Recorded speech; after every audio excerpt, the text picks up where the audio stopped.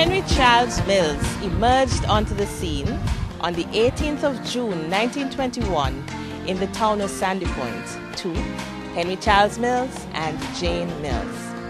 Reared in a humble family residence next to an alley, Charlie Mills, as he came to be known by family and friends, demonstrated an easy penchant for learning and possessed the drive to follow through from a very early age. He completed 7th standard with 3 certificates at the age of 12, and like the majority of children from poor families, he was unable to continue on to secondary school.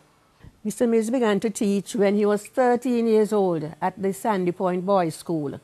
He got 3 7th standard certificates, and he was too young to go into the teaching service. It was a Mr. James Handy who was his headmaster.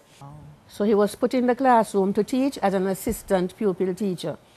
From then, he went on and he did the pupil teacher's examination. Himself and Dr. Sebastian were pupil teachers together. And from being a pupil teacher, he got a scholarship. He went to Trinidad from a Leeward Islands teacher scholarship. In Trinidad, he got his teacher's certificate, and then he came back home here. He worked, his first school he worked was at Bastia Boys' School. Then he went to Bethel School as a headmaster. From Bethel, he went to the road in Anguilla. And he taught in Anguilla at the road school.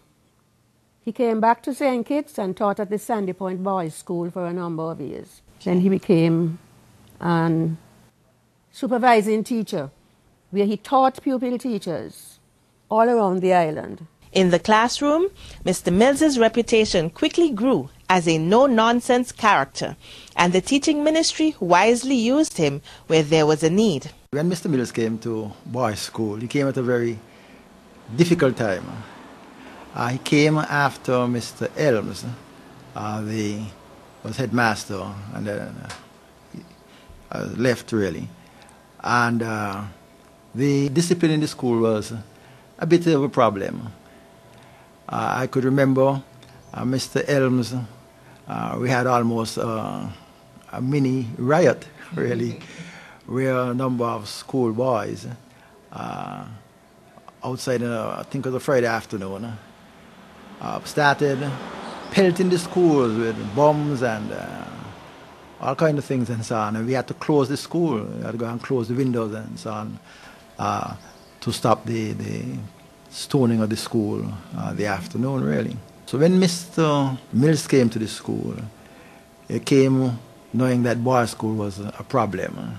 And he set about to assert some authority and instill some discipline. Discipline, hard work, perseverance, kindness, commitment, and vision are but a few of his endearing qualities. I have very vivid memories of Mr. Mills as head teacher of the Sandy Point Boys' School. The awe, the solemnity, and the discipline which characterized the morning assembly. The normal bell rang to summon the school to commencement of the day's activities.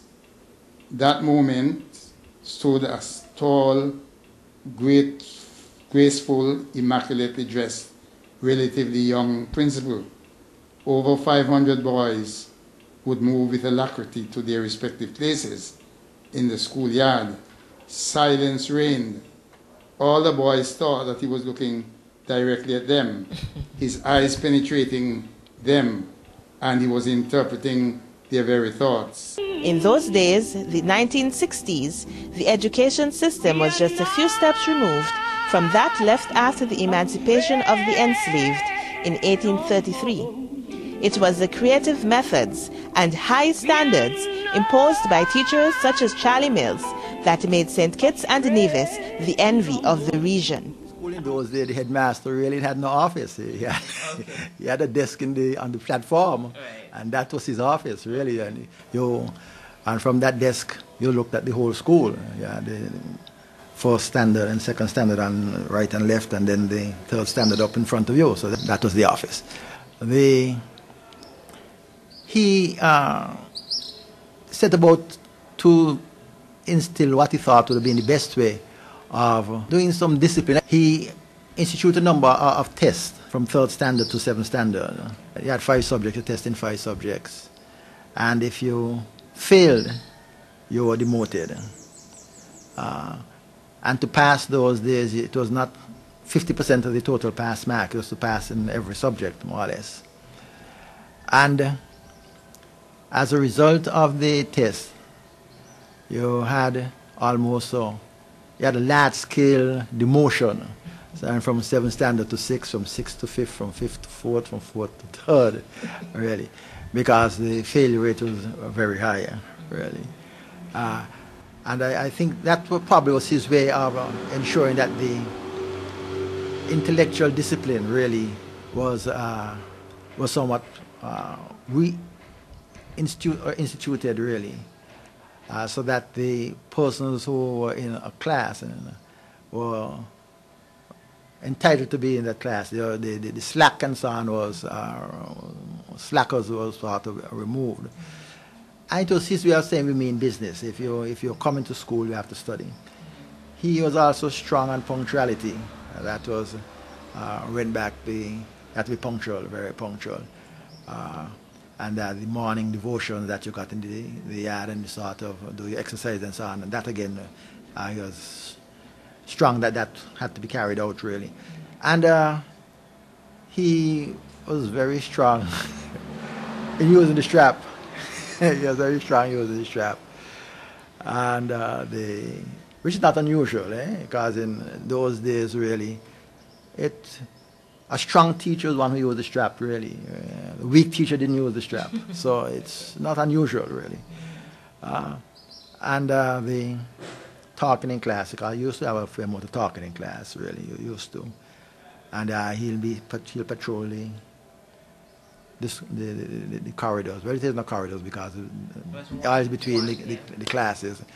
And if you were talking in class and so on, he'd deal with it on the spot, really.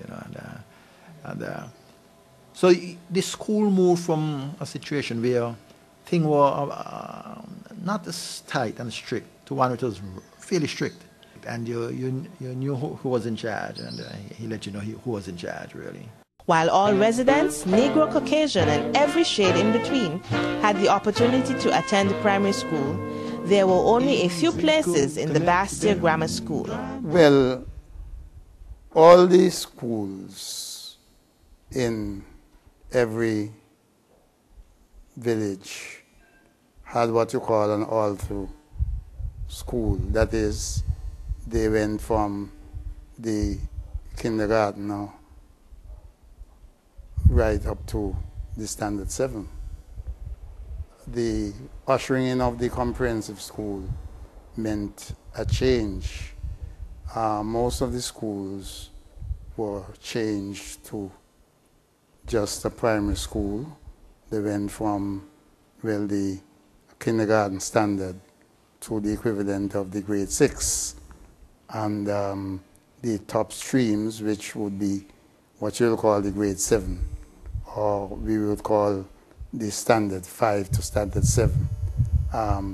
Those were carried into schools which were able to do work beyond the ordinary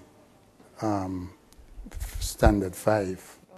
You had a chance of sitting what we call the scholarship entrance examination, and if you first day awarded one place, then one for girls, one for boys, then the number increased to 2 for boys and 2 for girls, and then of course if your parents could afford to pay, you also could go as a fee-paying student.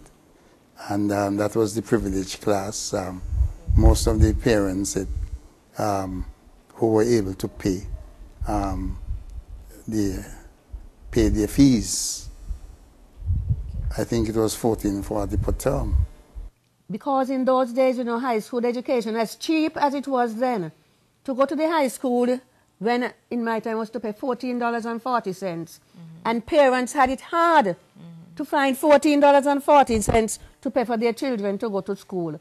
If you lived in the country, that was worse because you had to catch a bus and pay for bus fare to go up there.